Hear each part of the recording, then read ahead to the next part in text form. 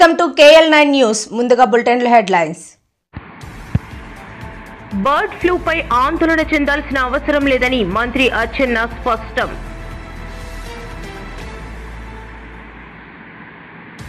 గతంలో అధికారం అడ్డుపెట్టుకుని వైసీపీ నేతలు ప్రజలను భయభ్రాంతులకు గురి చేశారు. మంత్రి కొల్లు రవీంద్ర.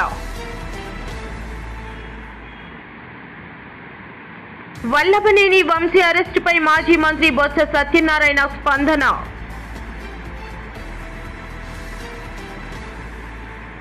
వల్లభనేని వంశీ అరెస్ట్ నేపథ్యంలో టీడీపీ ఎమ్మెల్యే సోమిరెడ్డి ఘాటు వ్యాఖ్యలు. సింహాచలం దేవస్థానంకు చెందిన సుమారు 8,000 గజాలు విలువైన 80 కోట్లు విలువ చేసే స్థలం స్వాధీనం. Jagadamba junction Christian regimental burial ground పవిత్రతను కాపాడాలి. క్రిస్టియన్ మైనారిటీ కౌన్సిల్ ప్రభుత్వానికి డిమాండ్. విశాఖ నగర పరిధి పరదేశీపాలెంలోని నారాయణ కళాశాలలో ఓ విద్యార్థి ఆత్మహత్య. శ్రీవారి లడ్డూకి వాడే నెయ్యిలో కల్తీ ఆరోపణలకు ముడిపెట్టడం ఒక చంద్రబాబుకు మాత్రమే సాధ్యం. కొట్టు సత్యనారాయణ. మిషన్ 007 చిత్రం ట్రైలర్ ఆడియో విడుదల. రాష్ట్రంలో ఆడపిల్లల కన్నీళ్లు ఈ ప్రభుత్వానికి కనపడటం లేదా? లక్ష్మీ పార్వతి ఘాటు వ్యాఖ్యలు. బర్డ్ ఫ్లూపై ఆందోళన చెందాల్సిన అవసరం లేదని మంత్రి అచ్చెన్నాయుడు స్పష్టం చేశారు. ఉడికించిన చికెన్, గుడ్లు తింటే ప్రమాదం ఏమీ లేదని తేల్చి చెప్పారు. బర్డ్ ఫ్లూపై సోషల్ మీడియా, కొన్ని పత్రికలు భయాందోళన సృష్టిస్తున్నాయని, అలాంటి వాటిపై చర్యలు తీసుకుంటామని అన్నారు. రిక్వెస్ట్ చేస్తున్నాం. కర్నూలు జిల్లాలో బాతులు పెంచారు. 12-13 బాతులు పెంచుతుంటే ఒక బాతుకి పాజిటివ్ వచ్చిందంటే ఇమీడియట్గా మా ఆఫీసులకు పంపించి ఆ 12 బాతులు కూడా చంపి పూడిపించాం. అంత మైన్యూట్గా వెళ్తున్నాం. ఈరోజు ఇంట్లో పెంచుకున్నటువంటి కోళ్ళకు కూడా ఇది రావచ్చు. వాళ్ళకు కూడా రిక్వెస్ట్ చేస్తున్నాం. ఇటువంటి పరిస్థితులు వస్తే తెలియచేయమని చెప్తున్నాం. ఎందుకంటే ఇంటింటికి వెళ్ళి చూడలేం. మా వెటర్నరీ ఆఫీసర్స్ ఉంటారు. మీరు ఇమీడియట్గా తెలియచేస్తే మా వాళ్ళు వచ్చి ఇమీడియట్గా యాక్ట్ చేస్తారు. మైన్యూట్గా కూడా దీన్ని చూసి ఫర్దర్గా ఈ వ్యాధి చోకకుండా, ఈ ఇండస్ట్రీ దెబ్బ అవ్వకుండా ముఖ్యమంత్రి గారు స్పష్టమైన ఆదేశాలు ఇచ్చారు. డిపార్ట్మెంట్ ఆ రకంగా పనిచేస్తున్నాం.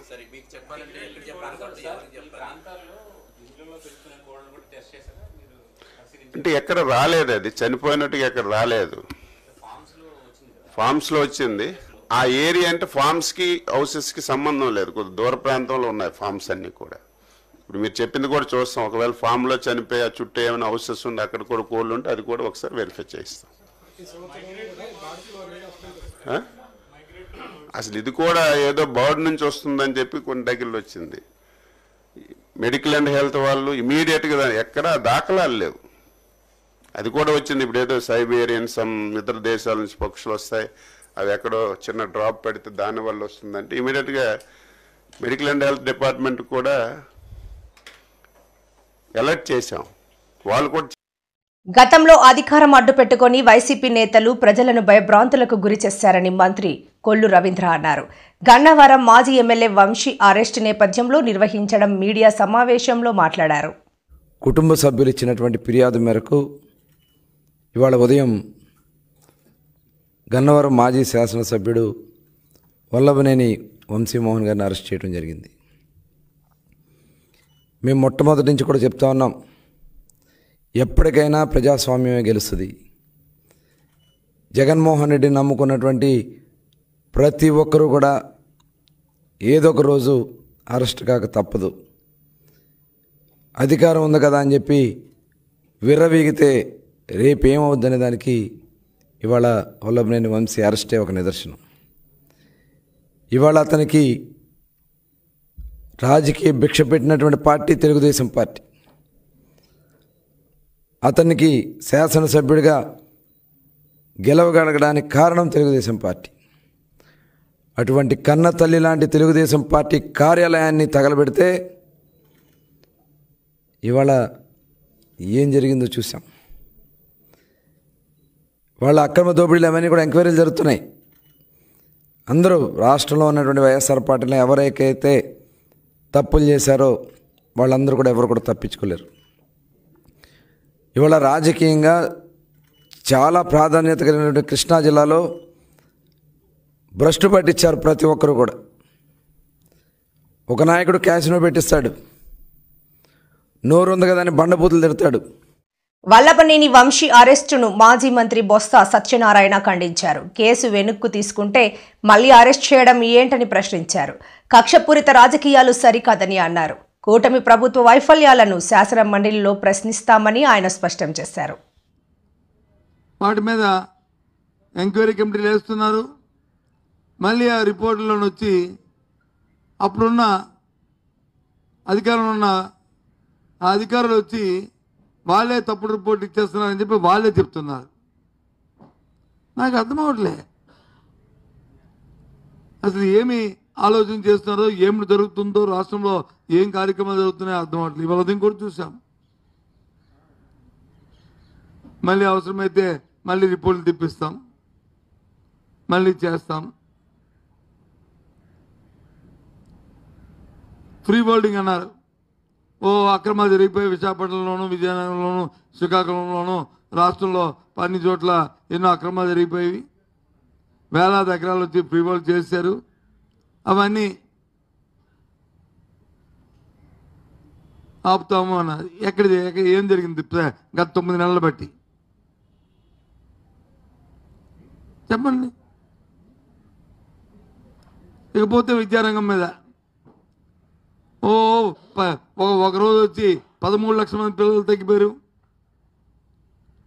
ఒకరోజు వచ్చి 5 లక్షల మంది తగ్గిపోయారు, ఒకరోజు వచ్చి స్కూళ్ళు మూసేశారు అని చెప్పారు. నిన్న వచ్చి ఈ ప్రభుత్వం వచ్చి తీసుకునే విధానం వల్ల స్కూళ్ళు మూసేస్తారని ఒక వల్లభనేని వంశీ అరెస్ట్ నేపథ్యంలో టీడీపీ ఎమ్మెల్యే సోమిరెడ్డి ఘాటు వ్యాఖ్యలు చేశారు. వంశీకి కొవ్వు ఎక్కువైందని, వైసీపీ హయాంలో వాడిన భాషకు ఫ్యాక్షన్ ఏరియాలో అయితే ప్రాణాలతో ఉండేవాడు కాదని అన్నారు. ఇక్కడ కాబట్టి నువ్వు బతికి బయటపడ్డాడు. ఒక క్రూర మృగం, ఒక దుర్మార్గుడు వాడే భాష మాట్లాడాడు. దుర్మార్గుడు ఎందుకు ఈ జిల్లాల్లో వాళ్ళు ఎందుకు సహించారు అది మేము జీర్ణించుకోలేక ఈరోజు అరెస్ట్ చేస్తే కూడా అక్కడ నాటకాలు ఆడాడు. అక్కడ డ్రెస్ చేసుకొని వస్తారని చెప్పి అందరికీ రెచ్చగొట్టి ఫోన్లు చేసి ఆపేదానికి ప్రయత్నం చేశాడు. నేనేమంటానంటే, నువ్వు గన్నవరం పార్టీ కార్యాలయం మీద చేసిన దాడి ఎప్పుడన్నా చూసామా? కార్లు తగలబెట్టించావు, మొత్తం ఫర్నిచర్ ధ్వంసం చేశావు, మనుషుల్ని చంపపోయినావు. ఆ కేసులో ఈరోజు కంప్లైనెంట్ అక్కడ వాచ్మెన్, ఒక అటెండర్, అతన్ని భయపెట్టి దుర్మార్గంగా విత్డ్రా చేయించేదానికి ప్రయత్నం చేశాడు. ఈరోజు ఏమైంది? నీ బతుకు బయటపడింది, బట్టబయలైంది. మీకు గుర్తుందో లేదో, గాలి జనార్దన్ రెడ్డి కేసులో ఒక జడ్జి వాళ్ళతో చేతులు కలిపాడని జడ్జి సస్పెండ్ అయినాడు. జడ్జి ఆత్మహత్య చేసుకున్నాడు. అక్కయ్యపాలెం, నరసింహనగర్, రైతు బజార్ పైన గణేష్ నగర్ వద్ద సింహాచలం దేవస్థానంకు చెందిన సుమారు 8,000 గజాలు విలువైన 80 కోట్ల విలువ చేసే స్థలము స్వాధీనం చేసుకోవడం జరుగుతుంది అని అధికారులు తెలిపారు.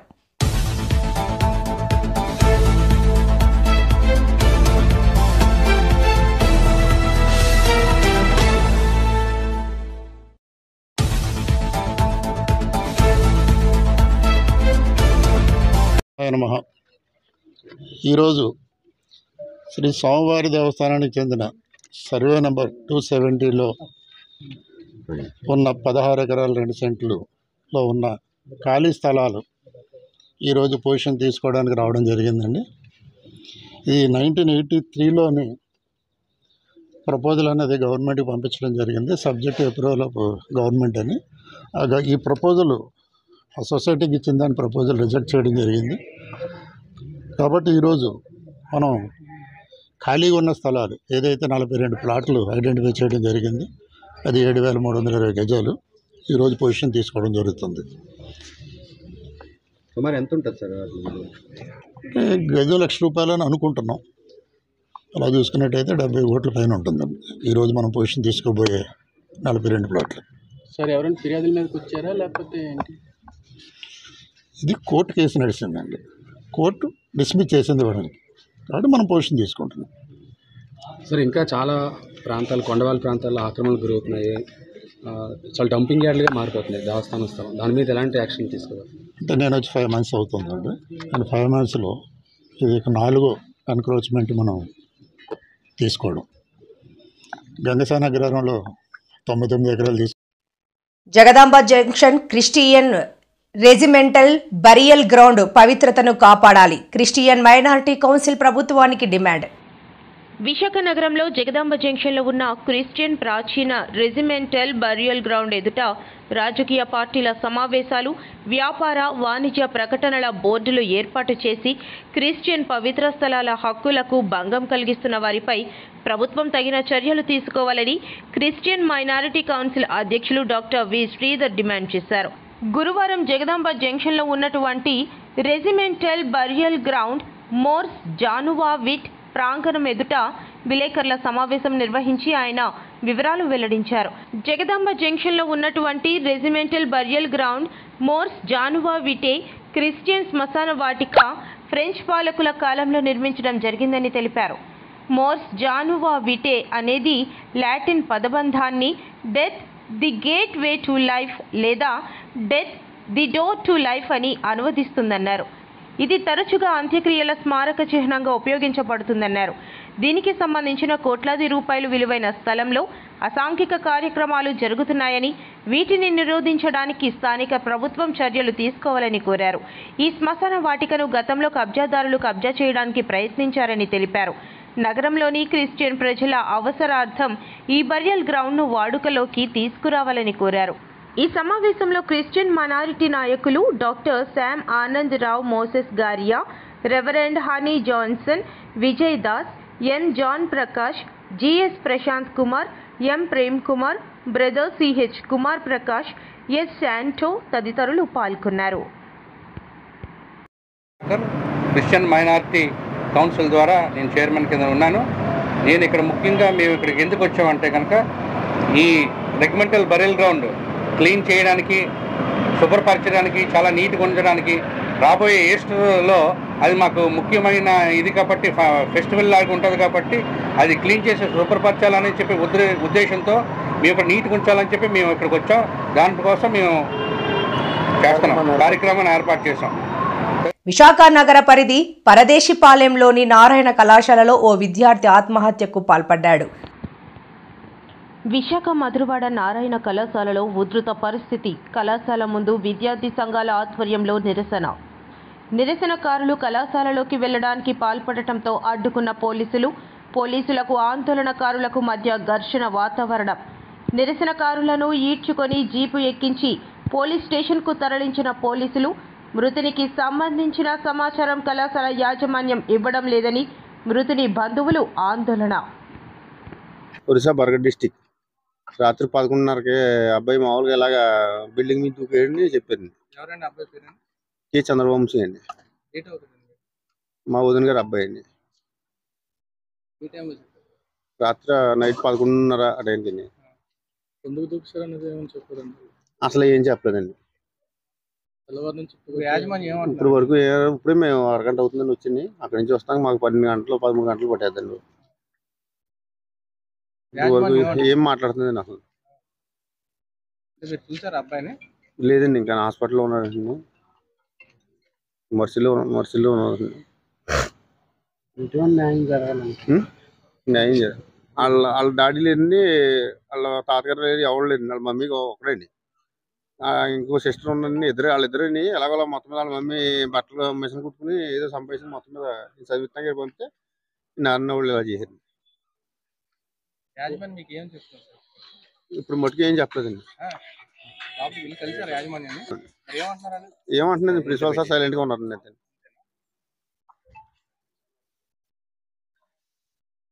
విజయవాడ జోన్ ప్రధాన కార్యదర్శి CI2 రాజ్ కుమార్ నా పేరు. పరదేశపాలెంలో ఉన్నటువంటి నారాయణ కాలేజ్ ఏదైతే ఉందో కాలేజీలో విద్యార్థి రాత్రి 11 గంటలకి మరణించడం జరిగింది. ఎందుకు మరణించారు అంటే అబ్బాయికి రీసెంట్గా చెయ్యి ఫ్రాక్చర్ అయింది. ఫ్రాక్చర్ అవ్వడం వల్ల ఇంటికి రెస్ట్ తీసుకొని వెళ్ళి వచ్చాడు. రావడం వల్ల మాస్టర్ గారు, క్లాస్ టీచర్ గారు పిలిచి, మీరు 3 నెలలు రెస్ట్లో వెళ్ళారు కాబట్టి విద్యా తరగతుల మీద దృష్టి పెట్టి గట్టిగా చదవాలి. టీటీడీ టెండర్లో ఉల్లంఘనలకు పాల్పడ్డారంటూ నలుగురిని సిట్ అరెస్ట్ చేసిన ఘటనను శ్రీవారి లడ్డూకి వాడే నెయ్యిలో కల్తీ ఆరోపణలకు ముడిపెట్టడం ఒక్క చంద్రబాబుకు మాత్రమే సాధ్యమని కొట్టు సత్యనారాయణ మండిపడ్డారు. మరి వాళ్ళు ఏ రకంగా ప్రచారం చేశారో ఆ ప్రచారానికి సంబంధించి సుప్రీంకోర్టు జోక్యంతో ఇవాళ సిట్ వేశారు. ఆ సిట్కి సంబంధించిన సభ్యులందరూ కూడా మరి దీని మీద విచారణ జరుపుతూ ఉన్నారు.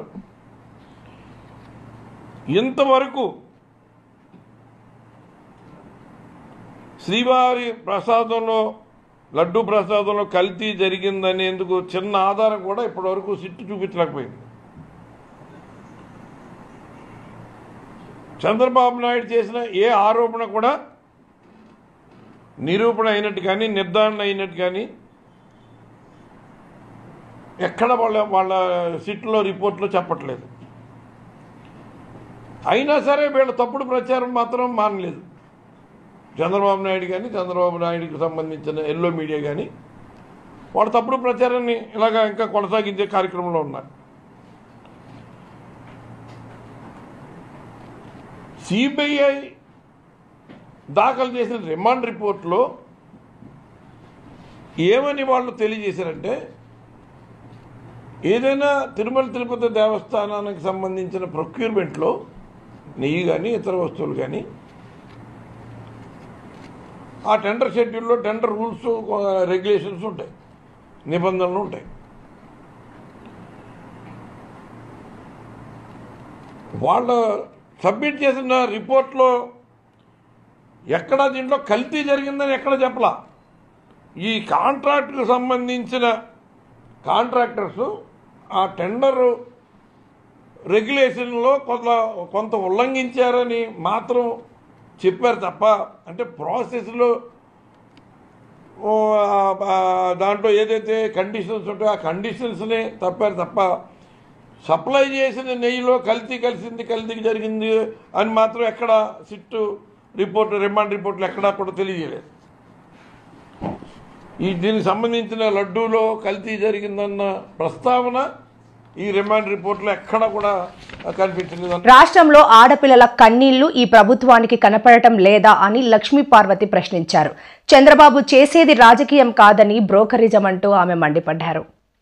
రెండో వైపున కంసుడు, రావణాసురుడు, తర్వాత హిరణ్యకశిపుడు, హిరణ్యాక్షుడు ఇలాంటి వాళ్ళంతా కూడా చెడ్డవాళ్ళు. వాళ్ళు చరిత్రలోనే ఉన్నారు. వీళ్ళున్నంత వరకు వాళ్ళు ఉంటారు. అట్లాగే ఇక్కడ కూడా ఎన్టీఆర్ గారు, అదేవిధంగా రాజశేఖర రెడ్డి గారు, జగన్ గారు మంచి పాలకులుగా వీళ్ళు చరిత్రలో ఉంటే, ఇటువైపు చంద్రబాబు నాయుడు, ఆయన కూటమి వీళ్ళంతా కూడా చరిత్రలో వాళ్ళు ఉంటారు చెడ్డ పాలకులుగా. ఈరోజు ఒక్కసారి అసలు వాళ్ళకి కనీసం మనుషులమేగా, మనందరం కూడా మానవులుగానే పుట్టాం కదా, మనుషులుగా పుట్టి అందులో మీ అదృష్టం కొద్దీ మీకు అధికారం చేతిలోకి వచ్చింది. అధికారం వచ్చిన వాళ్ళు మరింత జాగ్రత్తగా ప్రజల్ని ఎంత మంచిగా చూసుకోవాలండి. ఆ బాధ్యత మర్చిపోయి ఇష్టం వచ్చినట్టు ఒక పిల్లవాడి చేతికి ఒప్పజెప్పేసి నీ ఇష్టం వచ్చినట్టు నువ్వు ఈ రాష్ట్రాన్ని నడిపించు అంటే ఏమీ తెలియనటువంటి వాడి ఇష్టం వచ్చినట్టుగా పిచ్చోడి చేతిలో రాయిలాగా ఎట్లా పడితే అట్లా ఆర్డర్లు ఇస్తూ ఈ విధంగా ఇంత దారుణంగా అమానుషంగా ప్రత్యర్థుల మీద, అంటే ప్రతిపక్ష పార్టీల కార్యకర్తల మీద, వాళ్ళ ఇళ్ల మీద వాళ్ళ దాడులు ఏంటండి. అదేవిధంగా ఎంతమందిని పబ్లిక్ గా హత్య చేసినా కూడా వాళ్ళ మీద కేసులు లేవు. ఆత్మహత్యలకు ఎంతమందిని పురికొల్పారు. సరే, ఈ విషయాన్ని పక్కన పెడితే ఇది ఒక పరిపాలనేనా? ప్రజాస్వామ్య వ్యవస్థలో బాబు గారు నేను చాలా సూటిగా అడుగుతున్నాను చంద్రబాబుని, ఏమండి బాబు గారు మీరు ఎక్కడి నుంచి వచ్చారండి? ఎన్టీఆర్ గారు అల్లుడుగానే కదా వచ్చారు. ఎన్టీఆర్ గారు ఇప్పటికి కూడా సువర్ణాక్షరాలతో నిలబెట్టుకోదగినటువంటి ఒక మంచి పరిపాలన అందించారనే కదా ఇప్పటికీ ఆయన కోట్లాది మంది అభిమానులు నీరాజనాలు వెలుగుతున్నారు. మరి మీరు పోతే మిమ్మల్ని ఎవరన్నా అనుకునే వాళ్ళు ఉన్నారండి? మిషన్ 007 ట్రైలర్ విడుదల. మిషన్ 007 చిత్రం ట్రైలర్ ఆడియో విడుదల జరిగింది. మిషన్ 007 ట్రైలర్ విడుదల. మిషన్ 007 చిత్రం ట్రైలర్ ఆడియో విడుదల జరిగింది. నగరంలోని పౌర గ్రంథాలయంలో బుధవారం జరిగిన కార్యక్రమంలో డిప్యూటీ మేయర్ జియానీ శ్రీధర్ ట్రైలర్ను విడుదల చేశారు.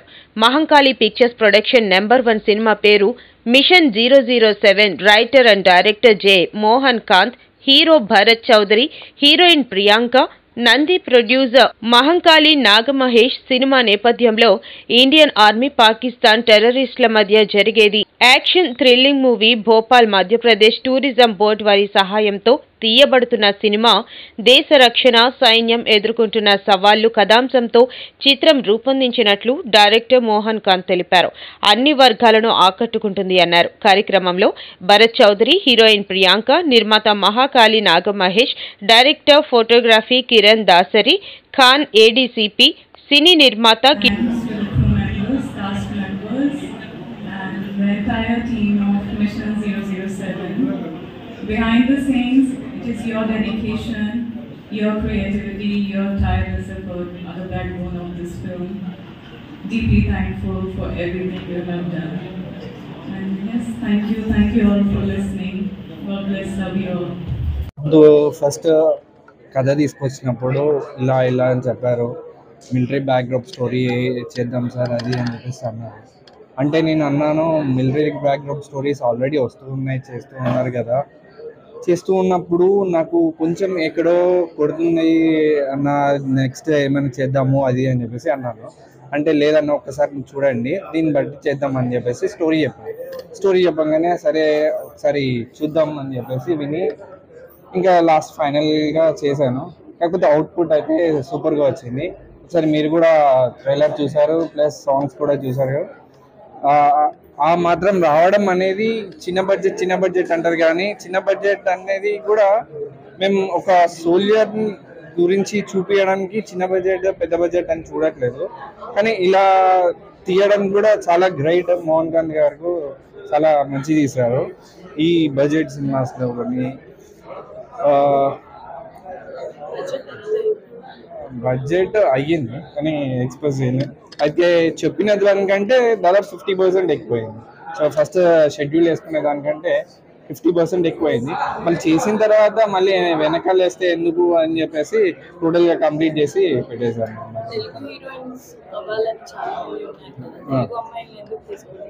యాక్చువల్గా మేము ఏమనుకుంటున్నామంటే మధ్యప్రదేశ్ గవర్నమెంట్కి సబ్సిడీ, యాక్చువల్గా we try for a subsidy, దాన్ని బేస్ పెట్టుకొని మేము సబ్సిడీ గురించి మేము ముందుకెళ్ళి, ఇంకా అక్కడ గవర్నమెంట్ రూల్ ఏంటంటే హీరోయిన్ కంపల్సరీ భోపాల్ వాళ్ళు ఉండాలి అది అని చెప్పేసి అన్నారు. ప్లస్ మధ్యప్రదేశ్ గవర్నమెంట్ కూడా చాలా మంచిగా మాకు సపోర్ట్ చేసింది.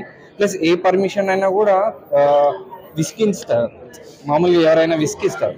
అక్కడ అట్లా ఏం లేదు, నైట్ సబ్మిట్ చేస్తాం.